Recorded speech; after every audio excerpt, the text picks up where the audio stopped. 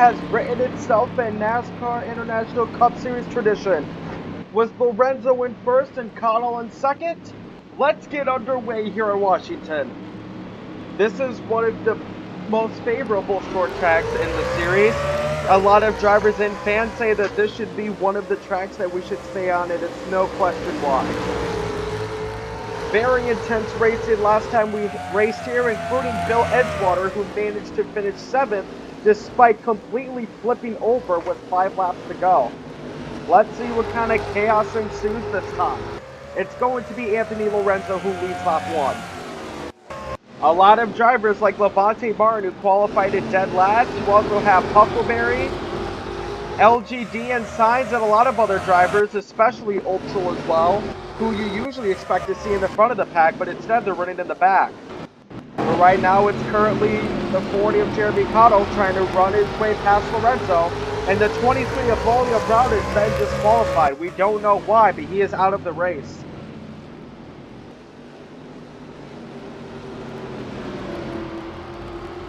It's all Lorenzo so far. We have a pretty good battle here between Berg and Stevenson. Is Berg going to take advantage of Stevenson from the inside? It looks like he will. Stevenson has 1 win. Berg doesn't have a win yet, but he's still in the top 10 in the standings at the moment. The last car in the top 10 is the 16 of Fontaine. If we can find the 16 of Fontaine, there we go. Forgot that he's driving orange this time. The 88 of Coquise Brown, who was dead last in the standings, looks to get away from that with his current 9th position. Looks like Volio Brown is going to be sent to the garage, or is he going to keep racing? We'll see. He has come back out, but I imagine it's not going to be for long. Because here comes Lorenzo. Fast forwarding to lap 10 here, we actually have a crash between 2 Camaros, the 01 of Max and the 11 of George Jordan, who looks like Davenport was also significantly involved there, just got too tight trying to race each other. Neither the 11 or the 01 going to like that, since they were punished the most, basically from their own motives of trying to be too aggressive too early.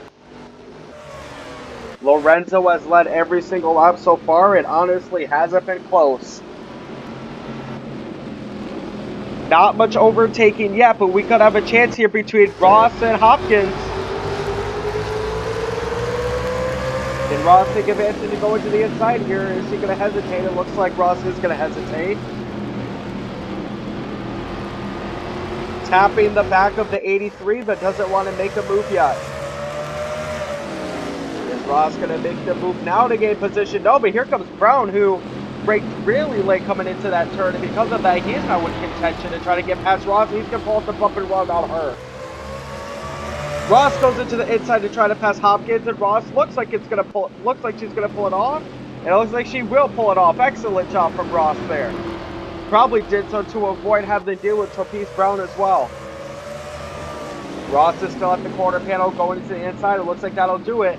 And now Brown has an advantage has a chance to take advantage of Hopkins. Now we have a pretty good battle for second here between Roden and Cotto. Is Roden going to turn inside of Cotto? He tried to, but was not quite there. Hopkins is doing a pretty good job at holding off Coquise Brown. And now the 16 of Fontaine's got a chance. As long as these two cars battle against each other, that could be a huge advantage for Fontaine coming this time around. It looks like Brown has got Hopkins this time. You can tell those tires are extremely worn. Good job from the 88 for getting past Hopkins. The battle for second is still between Cotto and Roden. The fastest lap bonus goes to the 70 of Martin with a 24.3, and that's just because he was chilling in the back of the pack. Finished 35th in qualifying, but because Volio Brown disqualified, he was basically in last. But on the bright side, you can use that gap that you have to beat in last with the rest of the pack to get yourself those 5 bonus points. Some drivers are coming into pit now. Let's see who it be. The 46 of Berg towards the bump and run at Morrison Jr. And Berg is going to go into the pits first. Let's see how significant that becomes. But it is Lorenzo into the pit first. Is Lorenzo also going to be the first one out? 9 races in, and we have yet to have a two-time winner so far at the NICS. And here's Martin working his way around, waiting for the rest of the crowd to calm themselves down so that way he can get in. Sides is out first, but she's just working her way around so he doesn't get lapped. It looks like Lorenzo is going to be the first car out, and no surprising, it is Lorenzo by a long shot. Cottle in second, Roden in third. Looks like it's going to be Berg in fourth, Morrison Jr. in fifth. Martin works this off one more time.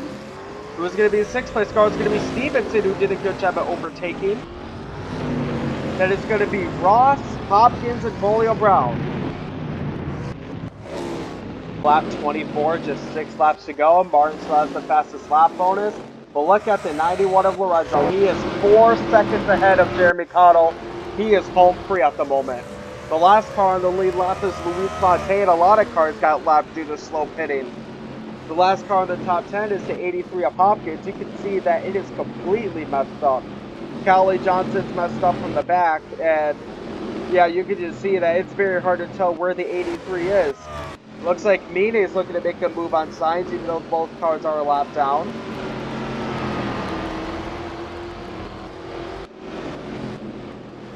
If we can find Talia Hopkins, oh, the 8's going to try to make the move on the 96.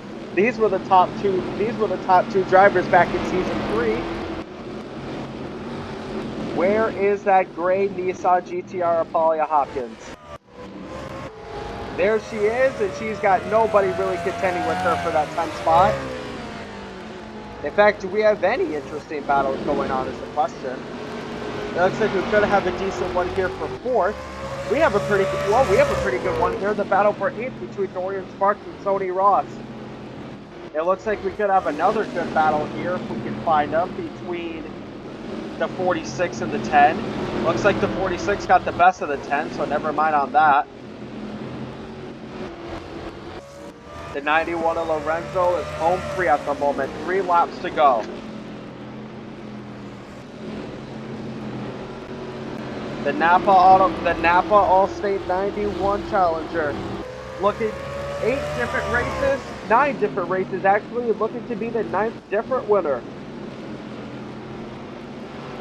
2 to go for Lorenzo.